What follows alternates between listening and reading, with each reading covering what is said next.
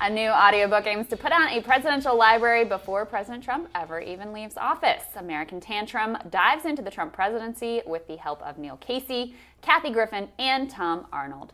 Anthony Atamanuik is the founder of Comedy Central's The President's Show and is currently on tour as President Trump.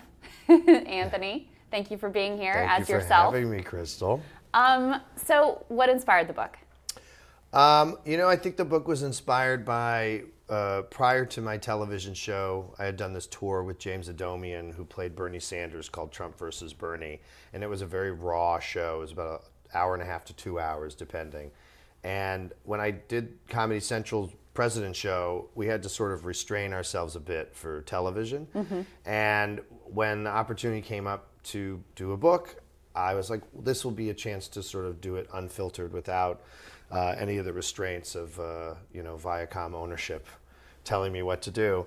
And I think also it's, I think Trump would do this. He would try to beat Obama by getting the library out. And I think we just had maybe precog, because Michael Wolff's book came out while we were writing this book. Uh-huh. And it's also the story of a reporter sort of being a wallflower in the White House and ending up hearing a lot of things that he shouldn't. And so we just were in line with history, I guess. Indeed. Talk about impersonating Trump.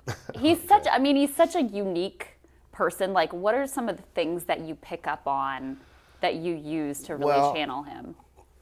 I'm actually, because of posture partly, but I'm sort of sitting the way he sits right now. He usually jams his rear as far back as possible and then pitches forward like this, right? Yeah. That's a little too much, but he does a lot of this. I find him to be sort of one of Jane Goodall's apes. There's a real sort of brutal animalistic quality to him. I don't know if he injured his back at some point in his life, but impersonating him is like stick an iron rod from your head down all the way through your body and then pivot off that rod. I think that's a dominance, a positional dominance thing, I think it's isn't an it? That's how I've alpha-y always... thing. And he also never turns his neck. He turns his whole body. Huh. But doing Trump, is more about the physical is less. It's about the internal. So it's about turning off any sense of empathy, turning off any sense of curiosity or intellect, and running purely on survival. And how do I survive moment to moment? And I think the main thesis of doing Trump is I don't care. If I was going to take any sentence, any phrase, and say what is the sort of root of Donald Trump is I don't care. I don't think he cares about anything. I don't think he has any design.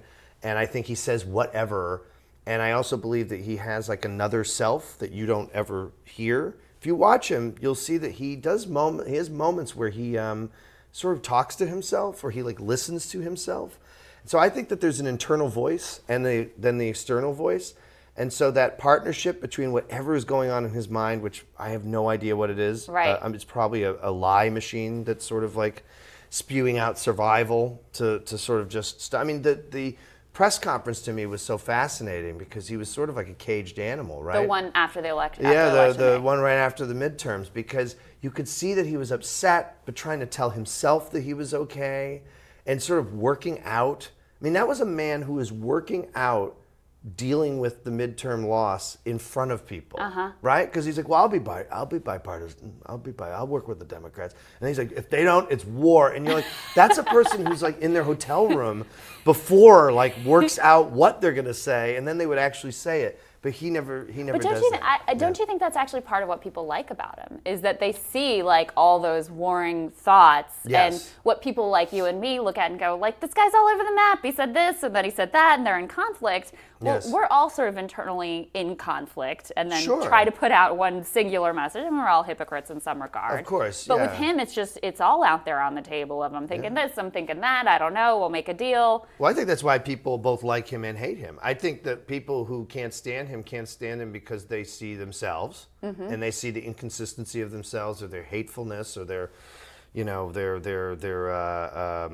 inconsistency. Or I think people who love him say, I like that conflict, I like that rawness, I like the fact that he says whatever. But my only argument would be is that he is ultimately, because his whole design is to fight no matter what is happening, there's no flight, just fight, that I think he's building his own road as he's going. And I think that that is ultimately a challenging thing because he's never remembering what he said. He's only moving forward and saying new things. And so people are attracted to it, but there's a cult quality to it too, where he controls the narrative. I think the one thing we remove or don't acknowledge enough about him is his rallies are sort of like Jonestown, and without the Kool-Aid, but they are. I mean, they are culty. They are cultish rallies, right? And he's like a national cult leader, and he tells a story. And one of the ways you know that is watch any old video of Koresh or any of those folks, is they tell a story to their audience, right? And they control that story, and they tell them what to think about that story. So I think in some ways it's like he's not really freewheeling and just like whatever. He has a calculation to expand his bubble of survival out to his supporters so that he is even more insulated.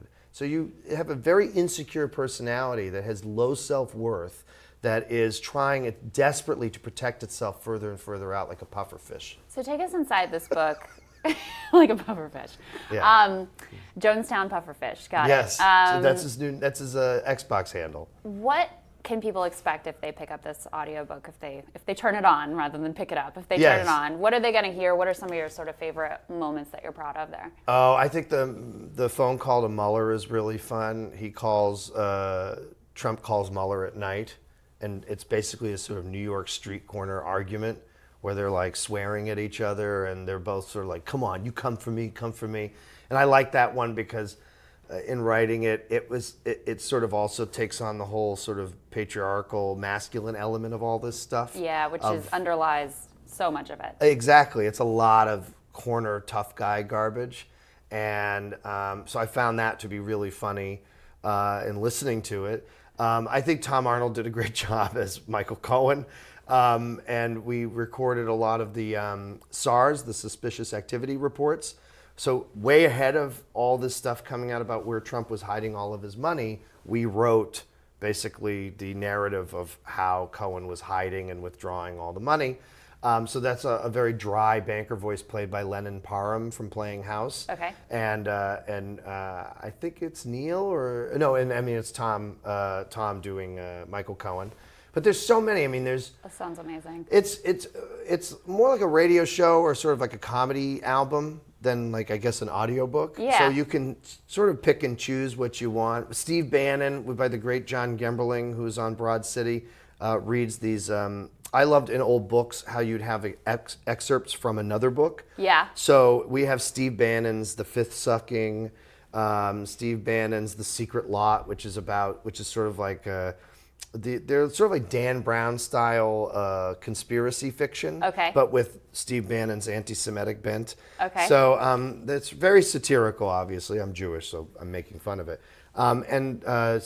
John does such a great job reading the Steve Bannon. It's just hysterical. I always think Steve Bannon's like a kid who played too much Dungeons and Dragons and like somehow ended up in politics. And what is Kathy Griffin? What does she do in that? Well, Kathy plays Kellyanne Conway, and she also does Stormy Daniels, and we do all the series of phone calls where Trump keeps promising her a part on The Apprentice, and him trying to get her to come back to the hotel room, and her politely being like, no, and she keeps saying like, I'm trying to take my kids to the swim class or whatever, and Trump is disgusting in it. So what is the goal? Is the goal just to make people laugh? Is the goal to make a point? Is the goal to make money? Is it some mixture of the three? Like, what is the goal? Well, I mean, listen, money's a byproduct of doing this, right? In order to get your thing out. So yeah, of course I'm making money to do it. Of course.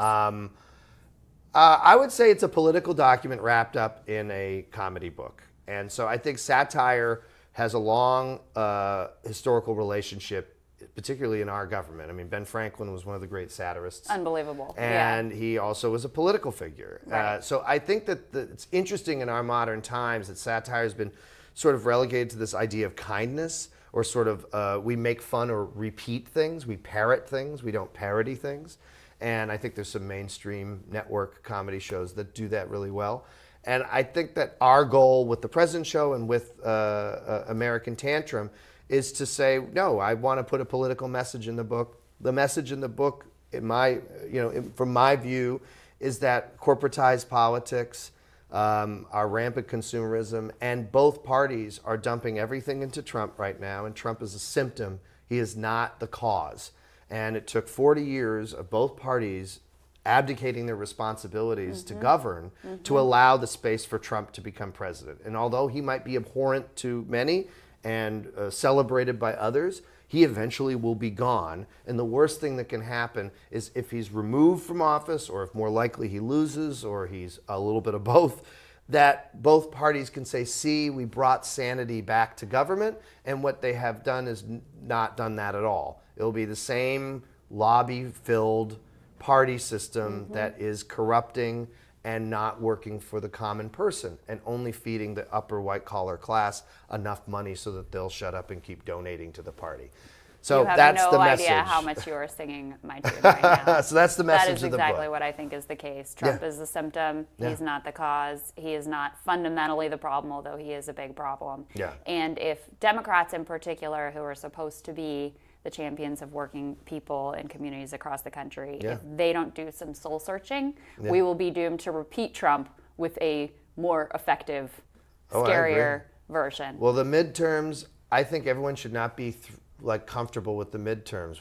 The people who got in, it's wonderful, but we should challenge all those people.